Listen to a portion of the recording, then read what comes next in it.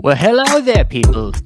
Welcome to another installment of the Unwatched Pile show, where we go dust off that pile of unwatched films that we've bought, and people look at us and you're like, "You haven't seen that? Why did you buy it?" I'm like, "It's because it looks awesome, so I bought it, and I intend to watch it eventually." You come to the show, you watch stuff. You watch stuff. As always, I'm Stephen Billings, and with me is the man, Andrew Cabral. What's up, man? What is up? What is up? I'm just getting up extra tabs that I forgot to bring up before the show. Yeah, glad to be back. Episode number 15 of the Unwatched Pile. We're getting it in just at the end of August of 2024 for those of you Yes. listening in the future. It's just me and Steven, if you've noticed so far. Well, usually that's how it always starts, but usually we're introducing a guest into the Right. show. But we had some last minute kind of call outs, and then so I don't want to, I don't like to stress out too much about that kind of stuff. So, the show still runs hot when you got just me and Andrew. So, so it's just going to be us tonight. But as a little added bonus to the end of the episode, we are going to do a little bit, I guess you could say, like an extended version of what we're gonna present tonight. We're gonna have our unwatched movies mixed with our double features, and then we're gonna add on a little bit. We're gonna add on a few more recommendations that kind of coincide with our first time watches, just to liven it up a little bit. So yeah. But I guess otherwise, what's going on? What's going on at Chasing Labels? I haven't. Nothing much. Nothing else. We will be having our next episode or spine number this coming Monday, which I believe is September 2nd. So it will. It will not give me enough time to really dive into all the stuff that Vinegar Syndrome is going to put out on, I'm assuming, the Sunday right beforehand. Yeah. I think I just saw their teaser today on their social media about what's it's like the worst nightmare for us. When really I was doing, is. Like when they drop their slate on the weekend, it's like, yeah, that damn calendar is your biggest enemy. What's interesting is that that's usually one of our longer shows on Chasing Labels is when we've got the entire Vinegar Syndrome slate, plus the OCN partner labels, plus whatever else has been going on over the intervening 2 weeks in between episodes. But we will be diving into that, plus what else has gone on in the last 2 weeks or so.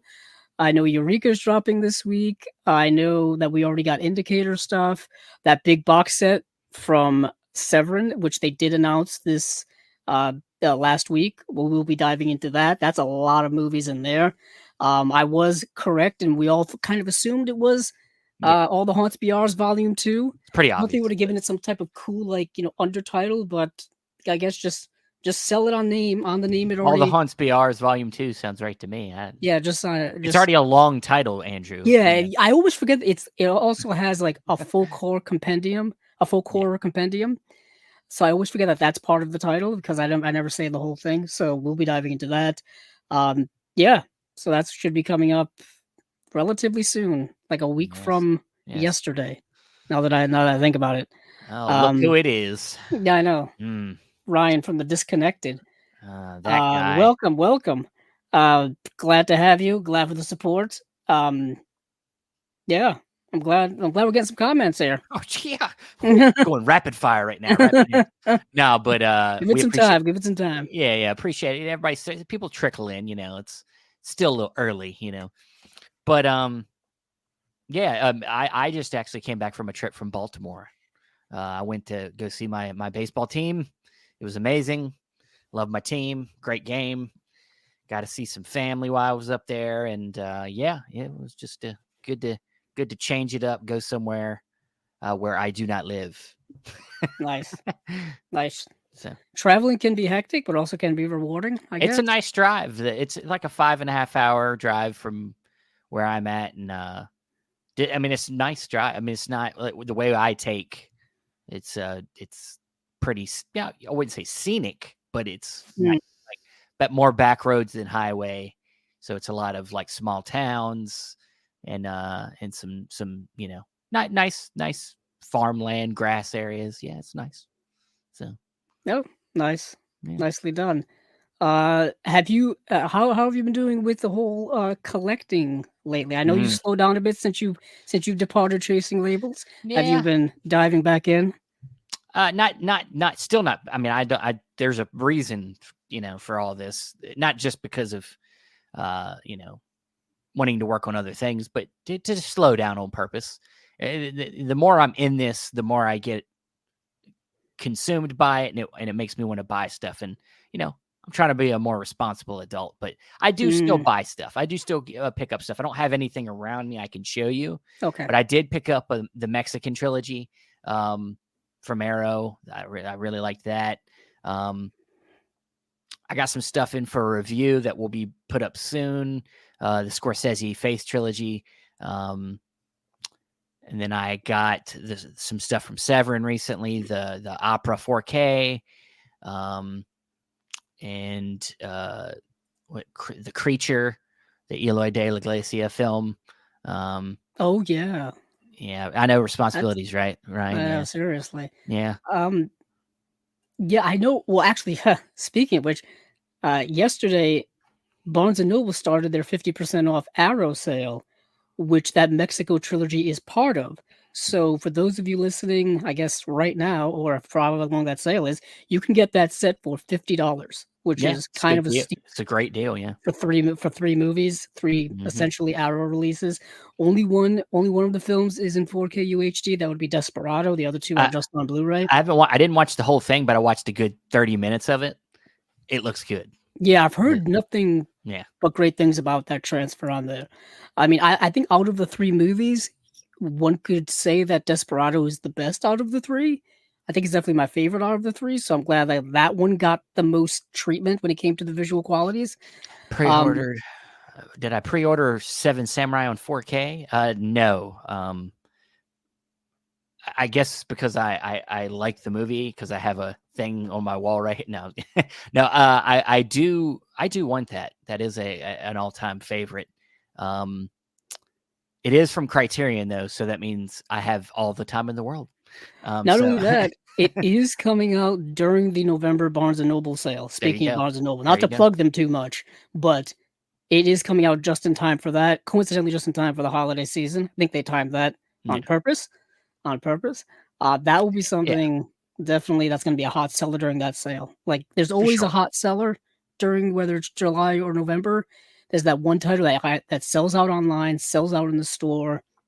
That's probably going to be it, even though that Probably month was stacked. I just talked about all of that, I think, on the previous episode of yes. Chasing Labels. Because I'm not on there, I will say just as a quick my thought on the Criterion Collection. Was it 40? Oh, the CC40. Yeah, Yeah. DC40. I don't know what that sets for. I don't know who that sets The for. completists. I mean, I if you've been collecting Criterions all along, like Steve and I have, and many Yeah, of our listeners, you kind of have that whole set already, or at least a good part of it. yeah, I mentioned on the show, I have 37 out of the 40 in my yeah. collection already. So it's like I don't really need that That's what I'm set. saying. Like, I mean, like I guess, yeah, the hardcore completists will buy that. But and it's a cool set, but I'll be honest with you. First of all, if you're just talking about a cool box set, Criterion does the worst box sets. Mm, I mean, a set for like the Bergman set, which is pretty awesome. that's what it looks like it's modeled after. Yeah, yeah. And I'm not saying bad box sets as in the idea of them or it's the construction of them. For the most Mm. part, the material and the way they construct their box sets physically are typically pretty bad. Like the material and just like they use the sleeve slips ends and they're never really, they don't look like they're for the long term. Well, I Uh, held up during the last episode of Chasing Labels. I held up my Godzilla set, and yeah, I know a lot of people are not big fans of that set. Just its functionality. They yeah. take the discs out and they put them in like a separate case because the glue comes apart and the discs start sliding. I've noticed that with a lot of people's set. I keep mine flat because I'm afraid that gravity is going to push them all out. I don't trust gravity. But I know what you're saying, Stephen. I mean, that set, while well constructed, I think the concept of it is cool. Yeah, I mean, I don't know like if as you need it I mean, necessarily as a collector. it's for no one. Apparently, I agree with Ryan because I mean, like it's like a cool thing to have if you're new to the collection. It's really, I mean, like if you're willing to spend $700 or whatever it is expensive too. at the Barnes and Noble sale, maybe you spend $400 on it, and you're like, I need a starter pack. Well, this is perfect. But most people that are starting something don't want to lay down $400 at the beginning of it. I did mention that it was missing a couple of ones I thought would be in that set. Like I don't think it has the Roberto Rossellini War Trilogy, which has like Rome Open City and then Germany Year Zero. It's missing a couple of like I think are essentials. Well, not everybody thinks are essentials. They got to hit that 40 number. If that was 40 number was a hard 40, then they could only do so many. Well, because it's the 40th anniversary. You know what I'm saying? There you go. Yeah. I guess that's. Apparently, there's no Lynch, no Anderson. So, I mean, that's which is odd because they have so much Anderson. You would think at least Eraserhead would be in there. And even Wes Anderson, like Bottle Rocket, which was his first release. You know how they love those first releases for certain directors. That's interesting. That's an interesting box set that I don't know. I'm curious when people get it how it looks.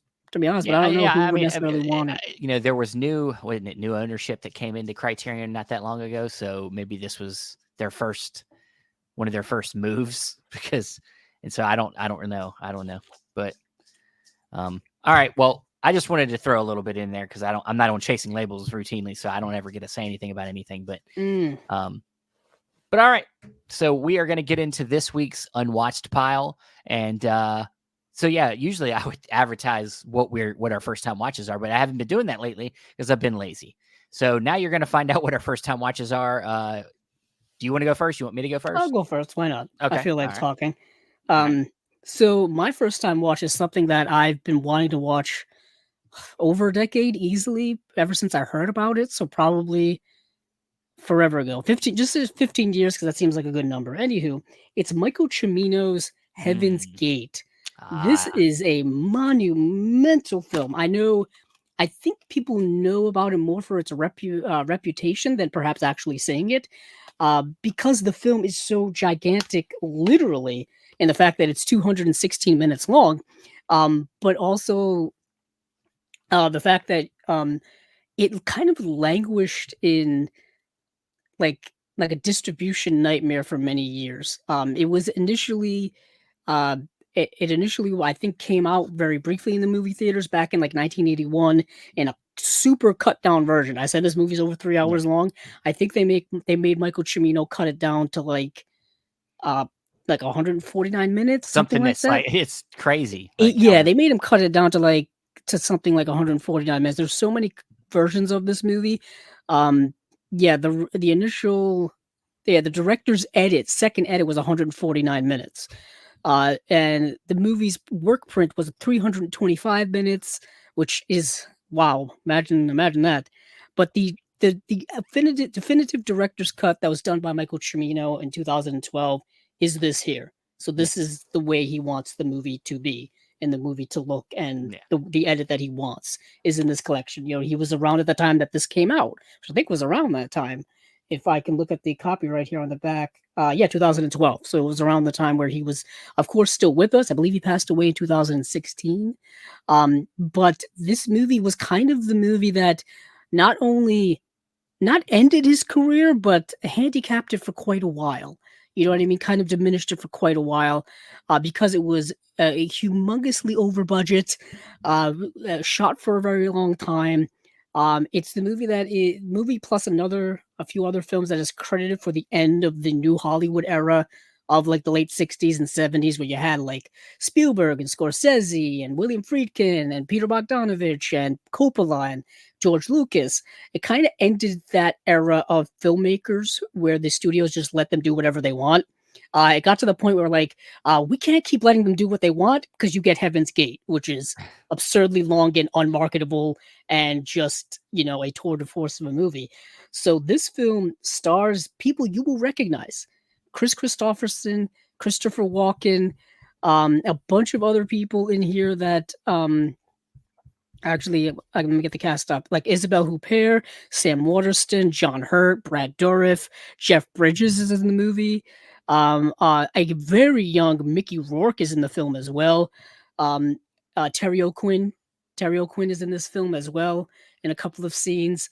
So you just randomly see people that you may recognize pop up in this super long movie, and it is a western. It's a political film. It takes place, I believe, around 1890 or so, and it takes place in Wyoming. And Chris Christopherson, I believe, is a sheriff or he's a marshal. He's some authority, and he goes out and he gets like stationed out there. He goes out there, and there's a lot of lawlessness happening.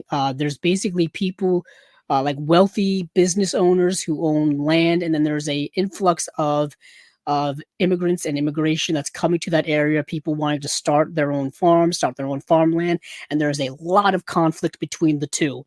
A lot of political allegories in here about like oppression and class warfare and the hierarchy of society and things like that. And it becomes a very bloody, violent conflict, like literally.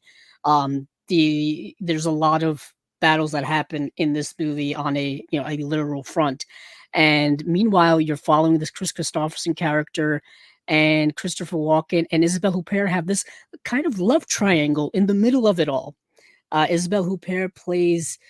She's the leader of the local. How would you say it, Stephen?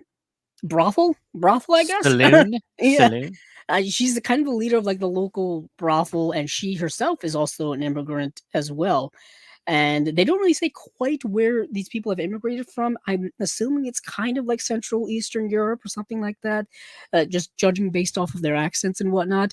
But either way, they're trying to kind of, you know, make a life for their families, get into farming, get into making money, sustaining their lives basically.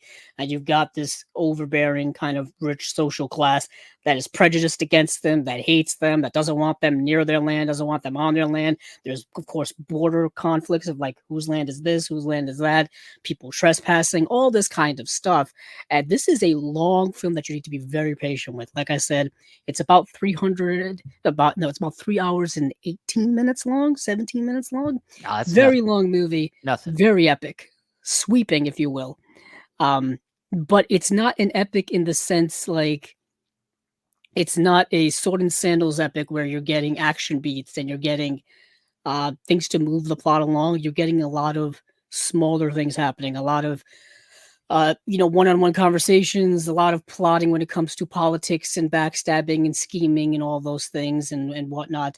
Um, I think this movie is kind of important historically, important for Michael Cimino's career, and it's definitely a cinephiles type of film. You can't really recommend this to everybody. Not only because of its length, but because of the way it's structured and the way its content is. Some may say that it is indeed a bloated film. Some could think it's a masterpiece. You know what I mean? So it can vary in range of criticisms and whatnot. But this Criterion edition here is only on Blu-ray so far. It's a 2-disc edition, and as you can see here, 2-disc booklet, the usual things from Criterion. There's a new interview with Chris Christopherson on here. There's, I think, a 30-minute kind of talk with producer Joanne Carelli and Michael Cimino, where they talk about the making of this film and the complications that went into that, with the rising budget and the overshooting schedule and all of those things. Very interesting. It was new at the time, so it's a relatively new type of deal. But yeah, this was one that I bought. Oh, gee, I waited years to buy this. I think I only bought this like 2 I years think I ago. remember when I first watched this, begging you to watch this movie. Yeah, you wanted me to see it just to get my take on it, I guess, or just see I what I was thought. begging. I was like, I think it was when we did the Unwatched Pile in the initial run. I was trying to get you to watch this movie as one of the Unwatched Piles, and you kept like putting it off. And I'm like, dude, watch fucking Heaven's Gate. Yeah, I know. Watch Heaven's Gate. It's not a movie that I would recommend people to watch late at night. You got to watch it when you're fully awake and aware. Sure. Don't do what I did and start it at 1:30 in the morning. Not the best time to watch this movie. But luckily for me, that's my hours of operation. Yeah, I really like this movie a lot. I love this type of filmmaking. I love this type of acting. I love the combination of Western and politics and period piece. It's not historically accurate, if that bothers people.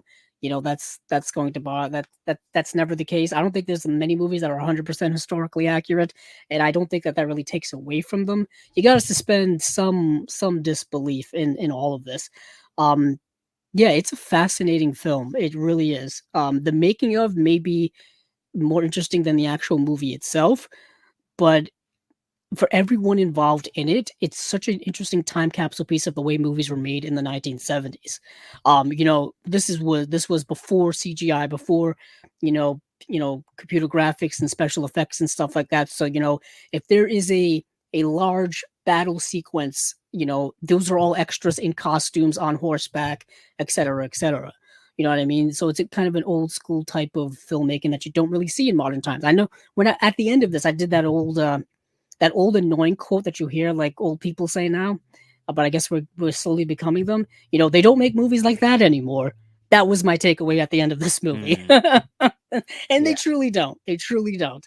So that's Michael Cimino's Heaven's Gate. Uh, Not the most easiest film to pair up with. So that will be interesting when we get to that Oh, portion of the show. okay. Yeah, it's been a minute since I watched it, but I remember really liking it too. Yeah, I mean, And yeah, I was gonna say down here, Jeff, you are right. It does very much lean into the bloat of it all. I was telling Steven earlier today that this movie kind of has like four endings. Uh, it kind of had it, like you think the movie's coming to a conclusion, like oh, all the plot lines have all come to a head. Everything is kind of coming to its logical end when it comes to plot. No, there's more, and then there's more, and then yeah. there's more. You know what I mean? Did it? Did it? I Did think it? it Did did yeah, drive United Artists into bankruptcy, yeah. because that's another thing when it came to how many different times this movie changed hands over the years in terms of who owns it.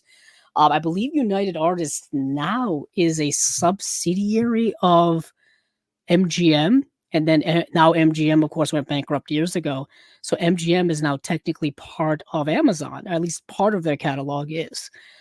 So I'm not quite sure who actually owns. Yeah, it's United Artists, MGM. Yeah, so it would be probably part of that, maybe, or because I'm trying to think of what WB owns when it comes to um MGM's back catalog, because they own a bunch of stuff now. It's a whole big mess. I sometimes go down rabbit holes of who owns what now. Um, yeah, it's very interesting of who owns what. But Steven, you go on, or else I'm gonna go down this whole rabbit hole All right. Well, of before we do ownership. that, Josephine popped in, said hey to us. Hey. She's of course reading stuff, watching stuff.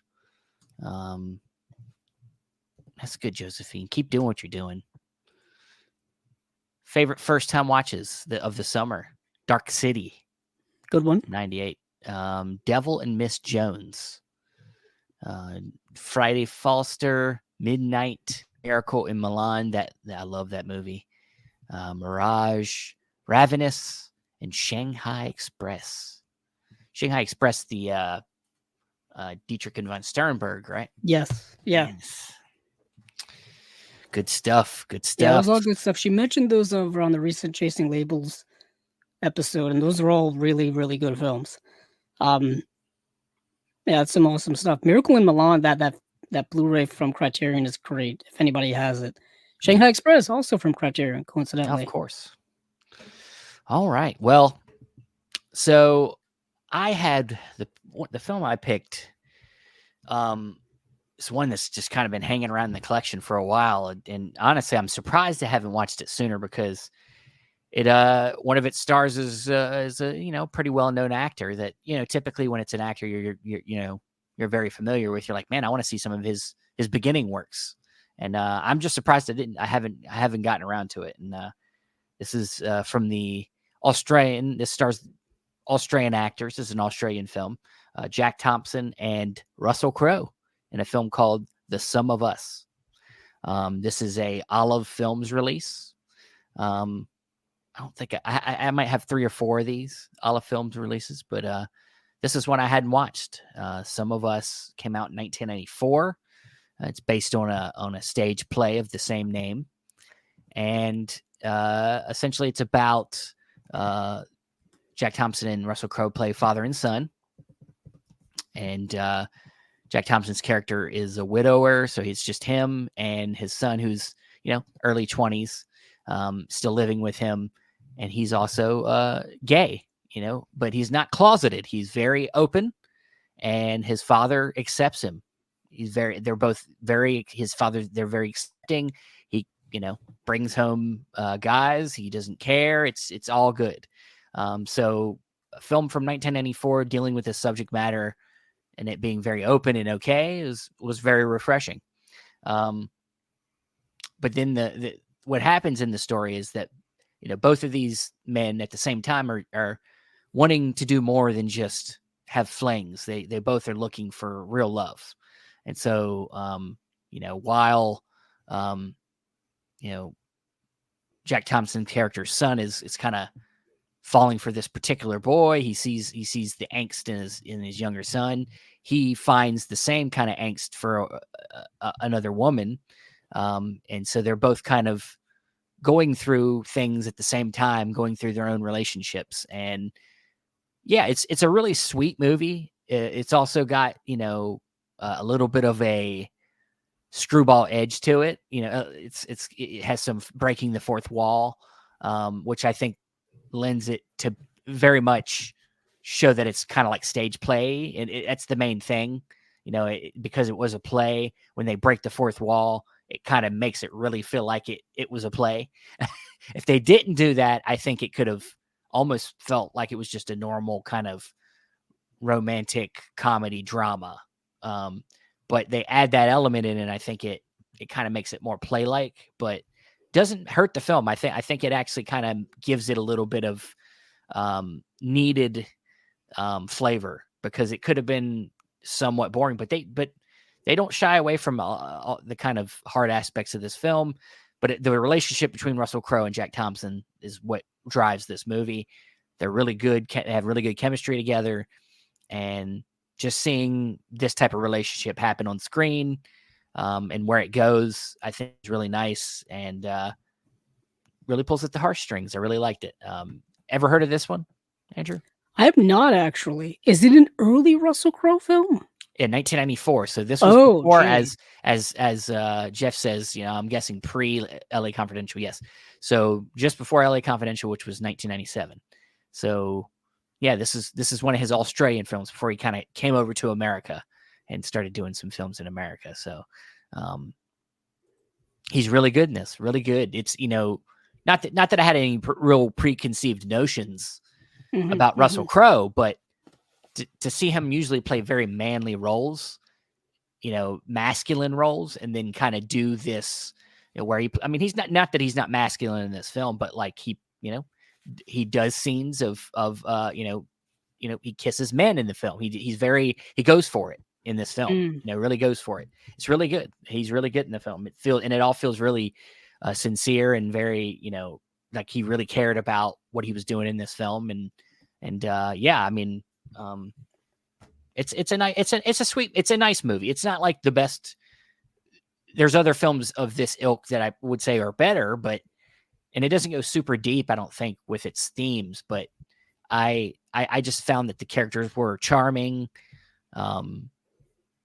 And where it kind of ends up is kind of charming, and yeah, it's a solid movie.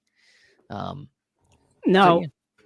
How many years ago did you buy it? Did you add this to your collection? Dude, had this. I think I've had this in my collection for like maybe at least 5 years. Oh, so it's been sitting on the unwatched pile for a while. Yeah, it's dusty. It was dusty. I was looking because the earliest movie I remember that I've seen from Russell Crowe is Romper Stomper from 1992. Yeah. So that movie would be after. I was just saying, just think Romper Stomper, and then he goes in and basically does this movie. It's like which is fascinating. It shows his range, because if in Romper Stomper, he basically plays like the most evil person imaginable. You know what I mean? Which has a great release on 88 Films. That's who put that out. Yes, it does have that Blu-ray release from a couple of years back. Yeah. I think I ended up watching that on YouTube years ago. I think someone had uploaded it to YouTube, but this is going back 8 years ago or so. I don't know. It's going back forever. But it's interesting, just the spectrum of Russell Crowe. I think now we kind of lose a little bit of the fact that this guy is a really good actor. Oh, yeah. I mean, I think, now we see him doing like The Pope's Exorcist, or we see him doing The Exorcism, and then it's kind of a little bit of a joke in terms of like, oh, it's it's Russell Crowe playing the same part twice. He's a superhero, you know. Yeah. But you know, once upon a time, he was like a thespian. Like he was a Well, serious actor I trying think to do stuff. you know, obviously, like we don't. I mean, like I listened to a whole interview with him. He was on Joe Rogan, so I listened to a whole interview with him. But he kind of talks slightly about like recent times where he's, you know, we've seen him. I mean, he's put on some weight. You know, He's much older now than he is, of course, in his older. gladiator days. Yeah, You know? but even being like in super great shape, he's obviously put on some weight. But he's talked about how in recent years he's been like changing things up, and it's not, it wasn't for anything. It was just, you know, life gets in the way and things change, and you Life know goes on, things evolve, situations change, you know, so our bodies change, I our don't habits change. I don't know if maybe like the industry, you know, I've heard rumbles that he's maybe a little difficult to work with, maybe. Well, yeah, he was a bit of a rough person to work with back in the day. Yeah, Um, so maybe he got blocked after a while. yeah, yeah. I mean, it's like Potentially. you know the way Hollywood and things are. Like, Yeah, if you upset the wrong people, they'll blackball you and stuff like sure. that, and they'll ostracize you and whatnot. We won't really notice it as like fans or anything, but like it'll be like an open secret or something. I You think know? he's still got a lot of good years of Oh, acting, sure. and you know he's popped up in big movies as you know, like in the Marvel movies, and like I forgot that he was in Thor: Love and Thunder yeah, as Zeus. yeah, I mean, this is just my incredible bias. I thought he was great as Jor-El in Man of Steel yeah, yeah. and things like that. That's just my personal No, yeah, comic yeah. book loving bias. Then Um, he did that basically that what falling down remake oh, where what's he that was in, movie? I can't remember what it's called, but it's basically falling down, but he plays the angry, you know, person, the road Unhinged. rage, unhinged. Unhinged. Yeah, yeah, He also was in Boy Erased, which I think which was yeah, very good.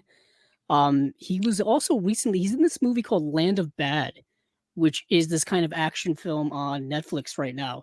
He's really good in it. yeah, He's not really doing an action role. He's like a drone pilot or in the military, and he's kind of dealing with this group of this team that went like on a mission, and the mission goes awry, and he's basically trying to like help the one guy who survived like make it through like that, and he's like talking to him over the microphone, and like they're keeping track of him with drones and stuff, and yeah, he's really good in it. He's really good in it. It's called Land of Bad. I think it only yeah, has a DVD release. I guess, yeah. but it's streaming on Netflix right now. It's Yeah, very good. yeah, it might be anger things. Did he throw a phone at somebody? Is it is it It was called? somebody from the press, maybe. Oh, back in the Um, day? yeah, yeah. I Yeah, don't he know, was maybe. doing angry things back in the day. As Yeah, was somebody, yeah. yeah, and yeah, the Yeah, nice guys was I great. think he punched like paparazzi, not punch paparazzi, but like got in physical altercations with them back in the Yeah, day. yeah, I think so. Um, I Yeah, remember that. the nice guys was good. Yeah, The Nice Guys was good. Where's my sequel of that? Jeez. I like how yeah, coincidentally, what was I watching? Oh, speaking of which, I guess I can plug this. I was watching The Fall Guy when it came out, and I'm watching it. I'm like, this is such a nice guy's vibe. You know what I mean? And I'm like, why can't we really. just get another one of those films? Um, but yeah, like you're saying, like Russell Crowe and all that kind of stuff. Yeah, his early career is fascinating. Before pre-Gladiator, I would say pre-Gladiator, where he was just trying to make his way in the world. I mean, um, yeah, I gotta go back and watch a lot of that stuff. I'm curious what Yeah. you're gonna pair that movie with, actually. You know, it's funny. We'll get around to it, but We're gonna get to it. I was going one whole other direction, Oh, like I was picking almost like a contrast to this film, but then I went. I like it, like just scanning through my collection. It like at the last minute, I found like the perfect matching. So that's more closer to what the movie is nice instead. shout out, Jeff, for The Quick and the Dead, which I think Yeah. is kind of underrated. Doesn't get talked about enough. No, Um, what's that? Ridley Scott? no, Quick and the Or- Dead, I believe Sam Raimi. No, you're right. Sam Raimi. Sam Yeah, Raimi doing yeah, like a neo yeah. western. No, Talk about a DiCaprio. cast. Yeah, DiCaprio's in Yeah, there's there. a Yeah, 4K of that came out like early on in the format, and I've been yeah. wanting to snag it for years because I don't own that movie a lot. I don't own a lot of '90s Raimi, which like I still don't Like own Rockman. I still don't own Quick and the Dead. the was it the perfect game? I have The Perfect Game. Yeah, I got that. nice. Kevin Costner Yeah, baseball movie. that's an The other Kevin underrated Costner baseball movie. That's not Bull Durham. baseball movie. That's not Bull Durham. Um, yeah. Yeah. What an interesting like post Evil Dead Sam Raimi lineup. Now that I think about it, I love Yeah. how he goes to doing those movies in the '90s to Spider Man. Like what a career! Then What a career! Eyes Great and the Powerful. Oh yeah, we all get to that afterwards. Oh, I mean, like he went through his what I would call the Tim Burton phase for him eventually. You know, like because Tim Burton went through the I'll do all that, you know, expensive Disney movies, and then now it looks. I'm hoping that Beetlejuice looks good. Mm. I already got my tickets. Did you? Wow. Yeah, I didn't know you were such a big fan. I love Beetlejuice. Dude, Beetlejuice was watched a lot growing up. Yeah, I watched it a lot growing up as well. I never had it on VHS. Think I have the DVD. Yeah, Or maybe I didn't have the DVD. I think I went straight for the Blu-ray. And that was the first time I owned it. And then the 4K I have now, which looks very good. yeah. That that movie's been in development for like I think since the first one came out. It's been in development for like 30 They've been years. talking about it for a long time. For a long time. I'm Still glad to see remember it finally. Yeah. I still remember Beetlejuice Goes Hawaiian. That was gonna be the sequel. And it never happened. I'm glad it didn't. All right, so let's move on. Let's get your pairing, man. Let's get what we're pairing with Michael Cimino's Heaven's Gate. What are you pairing with that thing? It was not the easiest thing to pair with, like I said, because of its length, because of its complexities, because it's such a unique movie from the Wild production, from the end product that we got, this kind of epic drama, Western political film. I had to lean towards a little bit on the political side. And of course, when I think politics now, I'm thinking John Sayles. I'm thinking Mate Juan. So that's what I picked. I rewatched it last night because it's been about 4.5 years since I've seen this. And of course, this Blu-ray came out in I think 2019, and I saw it in January of 2020 before the world ended. And I didn't remember the movie. I didn't remember it. I'm gonna, you give all your choices away by posting online. You know what's crazy, Steven, is I knew you were going to say that as soon as I posted it last night, and I was like, should I take this post down on Facebook? Yeah. Should I take this post down? I know Steven's going to see it. You got to stop posting everything you watch, man. I do, but I also or at least with the Unwatched Pile. I also want the social engagement. What can I say, Steve? I'm an incredibly lonely person. I need to connect to people in some way. Talk to your movies, man. That's all I do talk to. It's just me and my movies in the wee hours of the night. But Mate Juan is an interesting movie. I like it. Coincidentally, last time I was here, I did don't even know where it is. I did Lone Star. Movie he did. Yeah. Oh gee, about what? Nearly a decade afterwards. And both films are really fantastic. But Mate Juan takes place in the 1920s. It is very political, and it is dealing with two different factions in conflict with one another. Similar type of situation that's going on in Heaven's Gate, but this one's a little more specific. This one is about workers' rights and about unionizing, specifically when it comes to coal mine workers in Mate Juan, West Virginia, I believe. That's where it is, like coal mining country. And of course, this is the 1920s. This was at a time where workers' rights and unionizing was a very controversial, conflicting thing. A lot of fights going on. They literally call this like the Mate Juan War of like 1920. I think it's in the 1920s. Yeah, they call it. Of that time, because there was literally armed conflict to deal with this. And like Jeff says here, coal mining is a tough as nails job. It still is to this day. We've heard all kinds of horror stories, not only of people working in coal mines, getting stuck in coal mines, but what happens to them working in coal mines so long. They get a lot of, respiratory diseases, a lot of lung diseases, all that kind of stuff. It's a rough job. And if there's no protection rights for them as workers, they'll just basically get worked to death. You know what I mean? If you don't have some type of um, restrictions, if you don't have some type of regulations in place, the companies that own the land, that own these coal mines, will work their people, straight to the bone. You know what I mean? So this movie is really about a lot of that stuff, and it's a very personal film because you're dealing with families, you're dealing with wives and husbands and children trying to survive. So it's a very humanistic story from that perspective, which I think is a lot of what John Sayles has done throughout his career, like kind of getting to the root of the political ideas based off of personal perspective, based off of the what's literally affecting the blue collar worker and stuff like that. So this film here has a quite a cast in it. Actually, a lot of John Sayles regulars in here.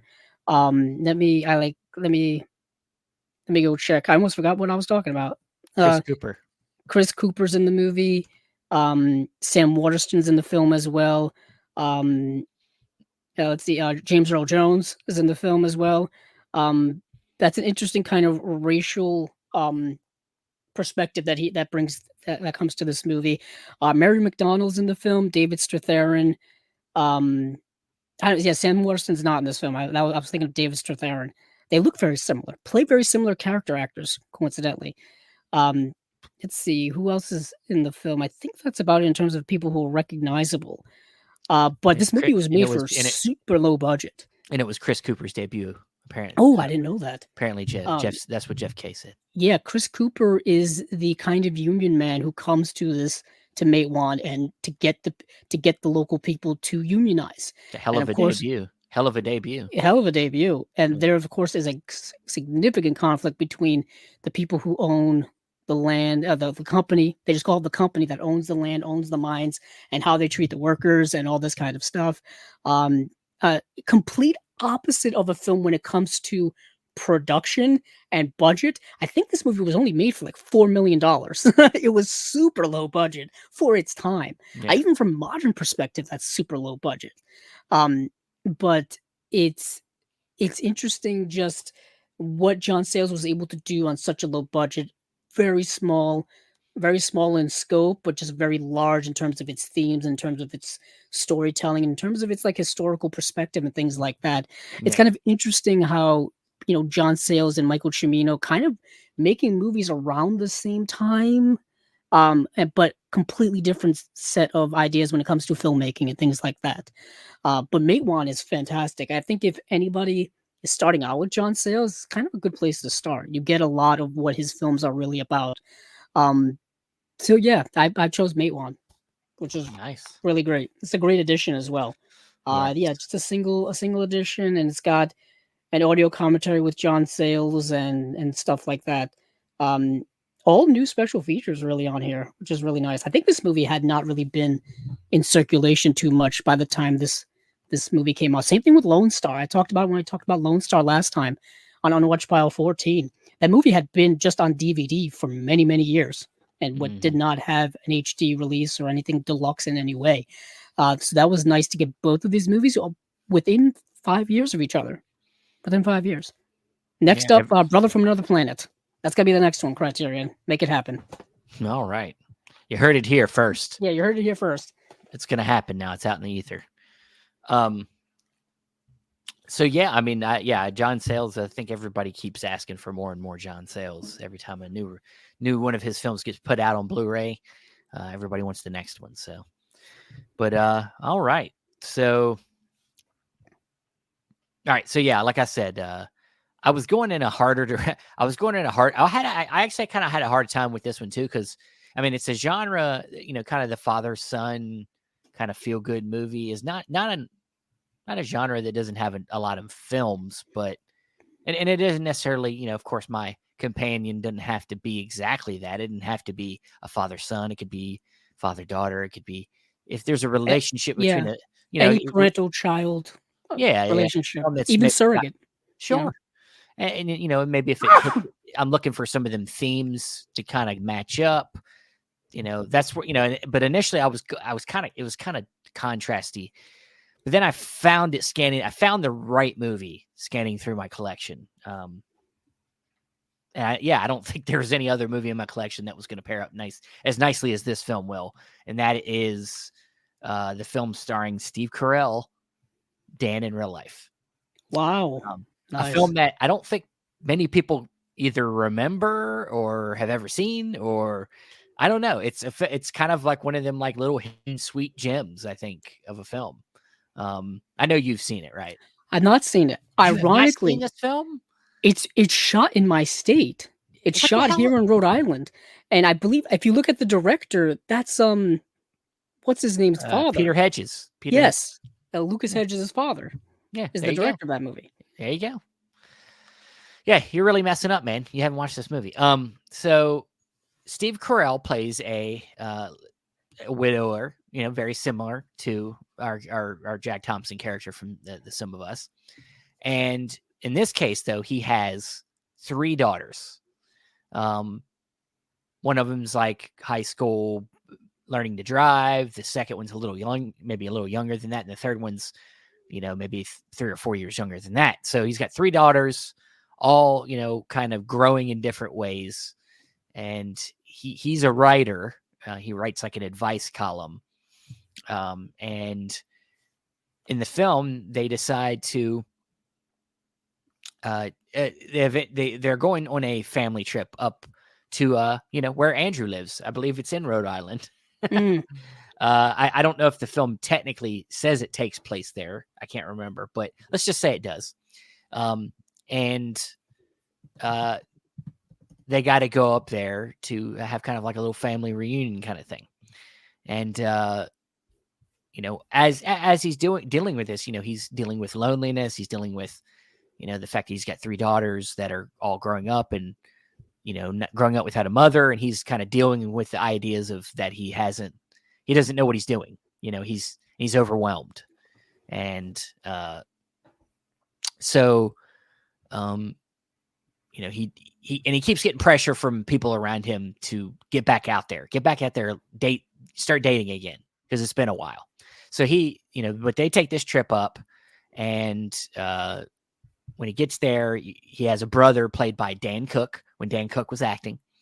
And he has a new girlfriend. In the film, Dan Cook's character's looked at to be like a kind of a ladies' man. He is always got new girlfriends, blah, blah, blah.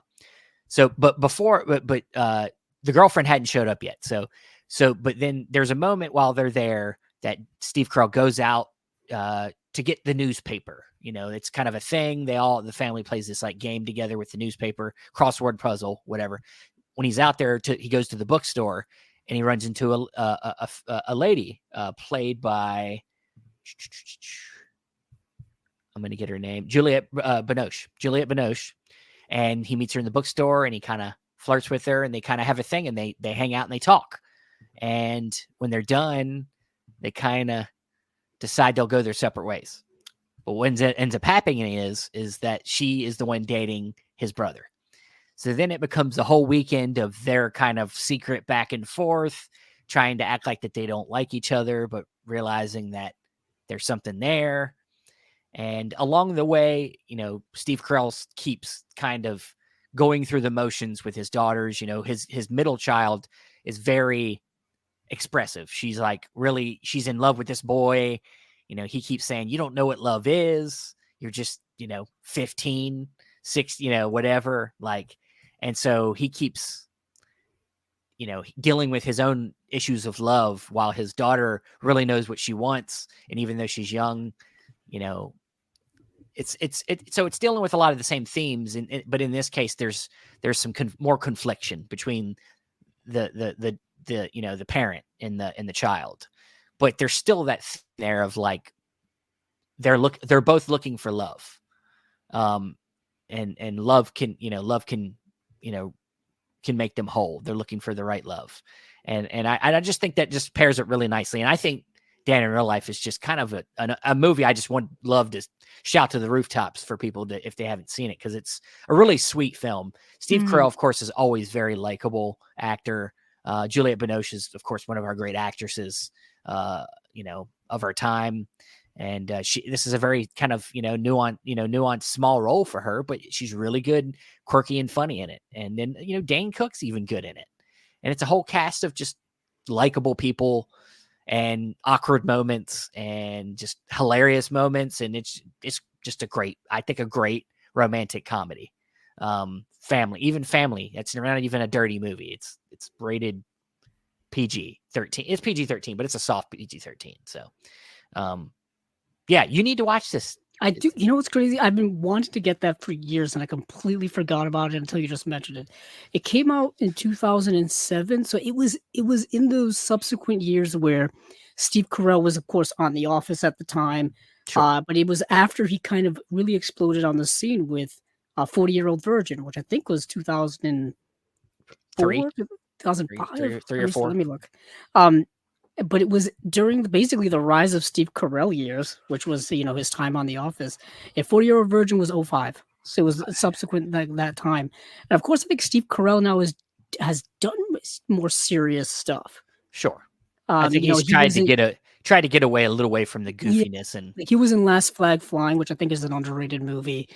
He was in Beautiful Boy, which is a really heavy movie. He had a small role in Vice as Donald Rumsfeld. He of course was on the morning show, that show that's on Apple TV Plus, playing probably the most scumbaggiest character he's ever played in recent time. He had a little role in Asteroid City, the Wes Anderson movie, but I'm trying to think of what he was doing back during that time. So like Dan in Real Life. Oh yeah, Evan Almighty. Yeah. Remember that?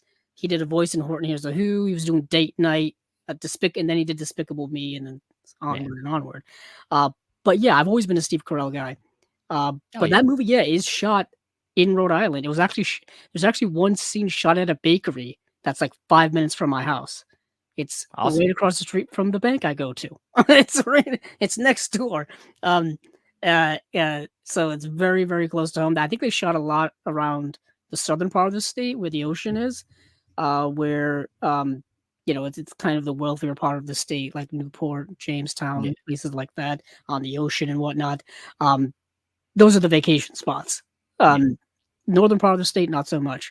But it's a movie I remember when it came out back in 2007. Dan in Real Life.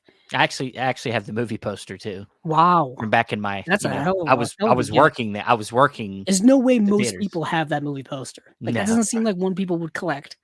When I was working at the movie theater at that time, this was in my senior year of high school. So it was in my height of going to the movies and seeing everything that came through, and every poster that came through, I'd try to take home. I have 300 of them. So nice. I have a good range in that time period. That 2000s era, which as the years go on now, is becoming like retro for people. Like that's the retro era now. We've made it to our childhood, Steven, or our formative years, our teenage years are now becoming what the young people like to call retro. It's all coming back around now. I can't believe The Departed is about to be 20 years old. Yeah. I mean, that's kind of. I remember watching that. I have that poster too, and I was in the theater by myself watching that movie. Yeah, that must have been nice. It was nice being by myself. Yes. Oh yeah, that was 2006. So it's gonna be in 2 years we'll be coming up with that. That reminds me, I still need to get that movie in 4K. I wanted that for so many years, and then it came out, and I've completely forgot to buy it. It came out earlier this year. This is why it's all flooding back to me. This is what happens when we pair up, man. Things go, things very get much crazy. So. But yeah, so we're gonna extend this a little bit to talk about maybe a couple other films that maybe fall in line. So if you want to do a triple feature or a quadruple feature, since we just talked about mine, you kind of mentioned one of my ideas. Another Steve Carell, Beautiful Boy, was my extreme contrast version, because this is a father-son story, but in this case, the son is going through drug addiction, and so a lot of the film, Steve Carell, who obviously really loves his son, also figures out that maybe he's part of the problem in a way. Like he's so I guess you could say, he's so obsessed with his son that he's kind of maybe like, kept him from feeling like he could be his own person, in a way. But like more than anything, God damn it, if this isn't a hard movie to watch for the It drug, really is.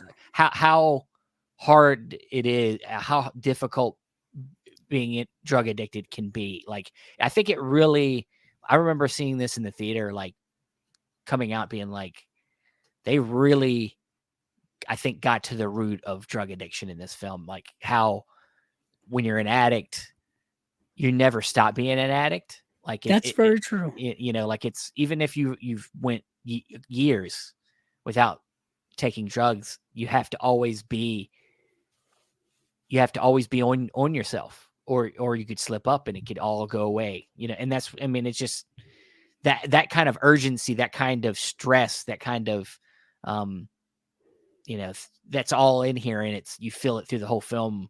But you also, I mean, so it's a tragedy. The film's tragic, but it's also, the relationship, I think, is the beautiful part of it. Like it's a tragic thing, but it's also like you're seeing the love that he has for his son, and the length, you know, how far he'll go. Like it's, and yeah, it's really kind of another movie that I think just has gotten forgotten about.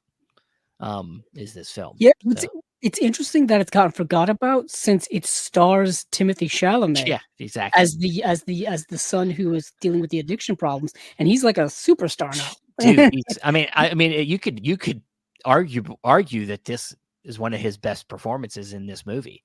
Yeah, And it's I before would he say did. so. Yeah, I mean, like before he did, you know, Any something. of the Dune movies before he Well, I did. mean, what's the one he did? He was in Little Women. Yeah, but that was a small part. What's the one he did? The Guadagnino film. Oh, Um, oh my goodness, I have it over here too. Call me by your Call Me name. by Your Name. Yeah, it's even before. I believe it's before that too, which was It kind of is. his big, you could say, art housey type of movie, like the big Oscar-y type movie that he was in. That kind of broke him through. So I mean, I personally think this might be, between this and probably like Call Me by Your Name, these are my two favorite performances. Yeah. Have you ever seen Bones and All? The You know, other it's Luca one. It's Guadagnino film? I've heard of that one, but I still haven't gotten a chance to see Yeah, it I yet. still need to get it, but I think it kind of like came and went. Yeah. Some people picked up on it, like got some traction online, but I feel like it's another one where he was very good in it. Yeah. Is it? Interesting love story going on there. Yeah. It's like a horror romance, weird love story. Yeah. I don't want to give it away. But yeah. I got a couple other ones. Okay. Also, Hearts Beat Loud. Oh, what a movie. Yeah. Underrated as all heck. Oh, hell yeah. Yeah. This one put out by Gunpowder and Sky. Yeah. Yeah. Gunpowder. I said Sunpowder. Gunpowder and Sky. Got Kelsey Clemens. Is it Kelsey Clemens? Is that her name? It is. Yeah. Kelsey Clemens and Parts and Rec guy. Nick Offerman. And you know, he's you know, owns a music store, is super, you know, he's a musician. His daughter kind of follows in his footsteps, but she's trying to get her own identity, you know, at the same time. And it's just a beautiful little small, anything that has music in it, that has, you know, that kind of it's an indie movie. It's an indie vibe movie. It's great. Yeah, it's another great father, and in this case, daughter film. And then the last one I have, it doesn't really fit the mold completely, but I chose it because I feel like it has the feeling, it has the vibe. It doesn't necessarily have all the themes or like the situation's not the same, but I feel like it has the vibe that this movie, and it has kind of a play. It feels like it could be a play, and that's the film. This Is Where We Leave You. Oh, okay. That kind of family movie. Yeah, the family, you know, kind of, they're there for a funeral, and so it's that not in this case father, you know, daughter, or father son, but like sibling love. So it's family love, they're all going through different things with their own families, and kind of is a amalgamation of a whole bunch of different things. But I think it has that vibe that the sum of us kind of brings, where they're, even though they're all kind of going through different things, they're all, some of them don't like each other. They're all still there for each other, no matter what. So it has that thing to it. But and it's another movie I think that's kind of underrated that nobody talks about. So I think this is a Sean Levy. Is it a Sean Levy film? Is it Sean Levy? Yep, Sean Levy. I remember that film when it came out. And talk about an ensemble cast. Great ensemble cast in there. Yeah. Also, when you bring up that film, I think of the movie August Osage County. Sure. The one that based on, I think that's the Tracy Letts play that's based on. But that's like a family drama type of situation. Also, obviously based on a play. So it's very stagey. That's another great cast in there as well. For sure. For me, like I said, I had a tough time pairing, Heaven's Gate up with things, but I went and grabbed some things that I thought would pair up with it. Kind of an easy pairing. A Fistful of Dollars. I was going to go with The Good, the Bad, and the Ugly, but I feel like A Fistful of Dollars pairs up with Heaven's Gate a little more closer, because it is dealing with two different factions that are in conflict with one another, and there's someone kind of caught in the middle, which is what happens in Heaven's Gate. Is that, the Christopher Walken character, Chris Christopherson, and Isabelle Huppert character are kind of caught within this hellstorm of conflict in the area. And this movie, somebody kind of willfully puts themselves in the middle of a conflict, where you've got the Clint Eastwood character. This is one of his The Man with No Name trilogy characters, where he kind of goes into this Western town and decides to like manipulate both of these rival gangs that are going at each other. And he kind of gets caught in the middle, gets himself into trouble sometimes, but it's an iconic film with an iconic character. It's set in the Old West, to the similar time that Heaven's Gate is set in, that late 19th century Western vibe to it. Classic film, directed by Sergio Leone. It's got the music by Ennio Morricone. I think is Lee Van Cleef in this one as well. No, Lee Van Cleef I think is in the second and third. He's in the second and third film. But yeah, this movie is just fantastic. This is the Kino Lorber release, 4K release. I've owned this movie twice already. Yeah, twice. I own the regular Blu-ray, and then I own this 4K. Hopefully don't re-release it again. But the other pairing, if I had to go Fistful of Dollars, Steven, I had to go with Yojimbo, because it's the same movie. It's similar to it. You say that, Jeff. I haven't seen Duck You Sucker, and I don't own it either. So I got to get that as well. That's like the other one. That's called A Fistful of Dynamite. I think that's what that's called. Yeah. I don't own that. I know Kino's put it out, I think only on Blu-ray. That movie doesn't get the same love as the other ones do, as A Fistful of Dollars for a few dollars more, or Once Upon a Time in the West, or The Good, the Bad, and the Ugly. That movie kind of gets forgotten about a little bit. I even think Once Upon a Time in America gets more notoriety than Duck You Sucker. But Yojimbo is the movie that A Fistful of Dollars is based on, or is a remake of. It just happens to be this is a samurai film directed by Akira Kurosawa. Yojimbo is portrayed by Toshiro Mifune, and he comes to like a village, and these two rival gangs are going at each other, and he plays with both of them. You know what I mean? And he kind of gets himself caught in the middle, and good things happen and bad things happen. The Kino Blue is good. Good. I'm glad. The one thing I fear with Kino, as I'm fearing with a lot of other companies now, as soon as I buy the Blu-ray, that 4K is getting announced. Yep. Doesn't that seem to be the case nowadays?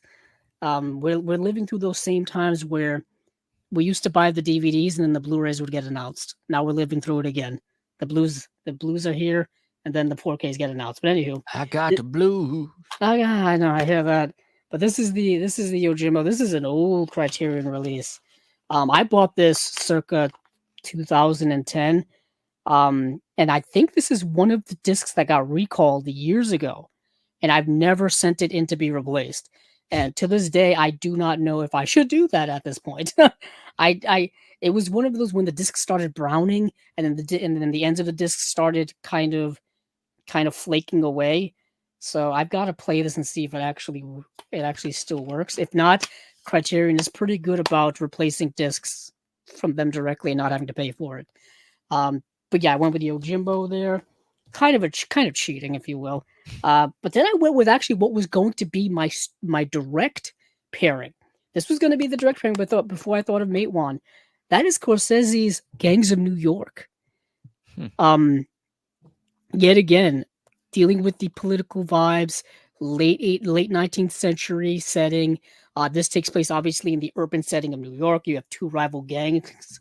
You have political issues going on here between like the working class as well as the upper class when it comes to kind of this political street level machismo, like power struggle and whatnot, and which people literally have gigantic brawls in the streets with like makeshift homemade weapons and things like that. And it's fascinating. This the setting, and this of course has Leonardo DiCaprio. It has what's his name? Daniel Day-Lewis. Daniel Day-Lewis, one of his famous yelling roles. Um, the one outlier in this film people don't like to give her a lot of credit is Cameron Diaz, which I thought was an inspired casting choice for a Scorsese film of this kind. Definitely her stepping out of her relative comfort zone that she's stayed in mostly throughout her career. But I always thought this was a really good Scorsese film. I think it gets lost in a lot of the late, I would say more like early 2000s filmography. Obviously, this came out. I mean, you just mentioned The Departed. I'm pretty sure this came out several years before The Departed. So The Departed kind of steals a lot of its thunder. It's also sandwiched in between Bringing Out the Dead, which is finally getting a 4K UHD release next month. Steven, you got that pre-ordered? No. Oh, okay. I thought you were gonna. I thought it was gonna be a swinging yes from you since Nicolas Cage is in it, but no, no, I'm just kidding. I do it. Yeah, it's coming. Okay. So yeah, Gangs of New York is sandwiched in between Bringing Out the Dead and The Aviator. My bad. And The Aviator. Definitely The Aviator and The Departed get more 2000 Scorsese love than this film. Yeah. I even think Shutter Island gets more talked about than this movie when it comes to Scorsese's 2000s filmography. But this is a heavy hitting movie. I haven't revisited it in many years myself, so I'm kind of talking, you know, kind of a hypocrite here, but still, I've always kind of liked this movie. I created my own DVD and Blu-ray combo pack of this movie many years ago, so I replaced the case for a 3-disc case and put my 2-disc DVD and my Blu-ray into one. So I forgot I did that many years ago. That's what I used to do back in the day, just to like save space when I was running out. I was like, how can I make my DVDs and Blu-rays become one and not have to get rid of one of them? So that's what I ended up doing back in the day. So I went with Gangs of New York for another pairing there. So that's about all I could think of at the time. It's tough, yeah. I gotta, I purposely wait till the last minute to watch my first time watch. So we didn't have a lot of time to sift through my collection to find more to talk about, but I'm sure there's more in there that would have paired with mine, and I'm sure the same with yours. But looking through 3,000 plus movies takes a while. It does take a little while, and because you want to go with the easiest ones first. Sure. And that's kind of what I did. I was like, what can I pinpoint that's a part of this movie that is also a part of other movies? That's kind of where my brain goes. Yeah. And then you can kind of branch out from there. But I decided to be lazy and just kind of stick with that whole rival groups thing and fighting each other, which I guess is you can make that part of any movie, really. Certain things like that. What's the comment you got here? Barry the Tick said, I guess the Kurosawa Criterion titles would eventually be released in a 4K box set. Expensive, I'm sure. I don't know. I know Dan very much thinks that a Kurosawa box set's got to happen at some point, right? Well, if Seven Samurai just got a solo release, I would assume we're gonna get other solo releases from Criterion. Like Rashomon would Sure. probably be next. I would have to think so. I would High and Low. I would have to think so. Let me tell you this. I don't know if a huge 4K box set's ever going to happen. I mean, like, I mean, but it's happened from other places. It's happened. other places. Yeah. But if you're talking about like 25 square, whatever, it used to be what 25 Akira that DVD box set, right? Mm. So you're not going to get 25 4Ks in a box set. That's You could probably do it. It's going to be expensive. Like it's gonna be that CC40 box set that we were talking about. Those are only, I think those are only Blu-rays. they're all only Blu-rays, and that's what I'm saying. And that's like, at several $100s. So yeah, basically double that if you were going to do a 40 like 4K yeah, box set. exactly. I mean, I don't know a lot of people going to be dropping that Yeah, much on that one-on-one they, set. they know Kurosawa's a very popular buy for them, so splitting them up into singles, they probably make more money. There are some of his stuff you could probably put in a box set Sure, together. you could. Some of his earlier work, perhaps. I mean, they did it already on DVD. There are two Eclipse sets. There's a post-war Kurosawa Eclipse set, and then I think there's a box set of an Eclipse set of his first films. It's like early Kurosawa or something like that. I don't think it's early Kurosawa. I think it's like first films of Kurosawa or something. Because there was an early Bergman set, and they didn't put those on Blu-ray until they put them in the Bergman set for the Eclipse set. So something like that. I'm still waiting for The Bad Sleep Well, which is only on DVD, and it's a Kuro Kurosawa film, and we don't have a Blu-ray yet. So, like that, I want them to make that upgrade. Yeah, there's still some DVD. There's still some DVDs we need, like Redbeard and stuff like that. It's all still like DVD. Stray Dog, I think is only on DVD. Yeah, for years. What's the I mean, Throne of Blood was only on DVD for a while, and that came out on Blu-ray. What's the one with that Star Wars was based on? Oh man, I forgot. It's Hidden Fortress. Hidden Fortress. That's what it was. Yes, like that. Getting that on Blu-ray was a big thing. Like those movies could get the 4K treatment. Throne of Blood would look stunning in 4K. We've already got Ran. If they can reacquire the rights to Ran and put that back out, that would be awesome. I know Studio Canal has already put out a 4K of that, but we just saw that that stuff that's been come out overseas. Criterion owns the rights here, and they'll put them out. Like with Seven Samurai, literally a week after Seven Samurai was announced in 4K overseas, Criterion announced their 4K here. It's all a game, people. It's all a game, and we need to have so much patience. It really is. But all I'll say is that everybody keeps talking about like Kurosawa. I want a Satyajit Ray box set, and there's so much of his films that just still haven't been released yet. So there's a late Ray Eclipse set. That'd be a nice just upgrade. But there's to so much in between. And there's a lot of stuff in between that they have the rights hasn't to. Even ever had any kind of releases at all. No, there's a lot of that stuff. So. I mean, I thought with the Apu trilogy being such a big hit, they would do something else with that. But I don't think they've released a Ray film. The newest, years. the last Ray film they did was Devi. Oh yeah, that was Devi. It was like 3 years ago now. Yeah, Devi. I forgot that Devi came out. I have it. I think it's somewhere. A lot of that all that great stuff that's like for his first 10 years of his career. So they've put out like Hero and Pooh Trilogy and Devi and Devi came out in 2021. And what is it called?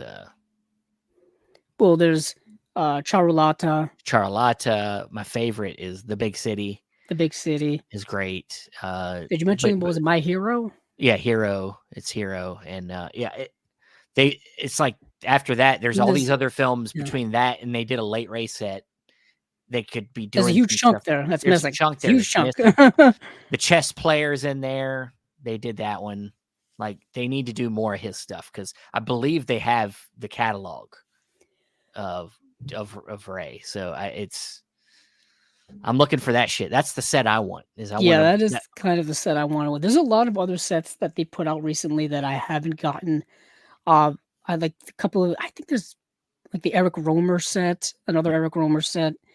Yeah, there's a lot of those sets that I've been waiting to grab during the sales. The just thing is, my store never has any of those anymore. Like, I Yeah. don't know if your store has got any sets anymore. They didn't have Haven't been there. any during this past sale. Yeah. Granted, usually when they have them there, they wrap them in the spider thing and that just destroys them. Yeah, they Uh, destroy half of them. they just destroy the sets and it's not worth buying there. But still, um, definitely something to look forward to. November will be here sooner than we think, so that'll be exciting. Start saving now. If I had to suggest to people, there's so many sales this summer. This has been the summer of sales. The summer of sales. But Steven, you got anything else to line up? I know we will be doing Unwatched Pile again next month, which will be September. We should have a guest next month. So Right, we should have a guest next month. If you haven't listened to the most recent episode of Chasing Labels, it is still available via the stream. I did have some technical issues with it at the time. My my camera crashed on me in the middle of it. That was fun. Thank goodness for the people who were here watching that told me. yeah, I was in the middle of talking. I was talking about something, and then I looked up and I'm like, oh, I'm not on screen anymore. I'm not on shit. screen anymore. Um, so I had a little technical difficulties, but it looks fine now. It's not Yeah, doing good. anything. I think I just had way too many tabs up in my computer, just overexerted Yeah, maybe, itself. maybe. But yeah, That's my that story. is I'm sticking to it. it. That is it for this Unwatched Pile. Of course, like Andrew's talking about, watch out for Chasing Labels next Monday. Of course, keeping up with the page. Andrew's been doing a lot of little short videos over there. I might hop in on some of them soon. Look out for some more Blu-ray reviews coming up soon, and hopefully soon I'll have an update on Movie Mutations, which is a new project I'm working on for the channel. So hopefully we'll have more on that soon. But yeah, go to our podcast feed, follow that. Stay if you want to just hear some audio, and follow us on our Instagram and Twitter. With that said, everybody, thanks for watching. Thanks for listening. Thanks everybody that was in the chat tonight. And hey, get out of here. Bye. Get out. Watch movies. Watch movies you haven't seen. Don't watch The Dark Knight for the 20th time. Watch a new movie. Bye.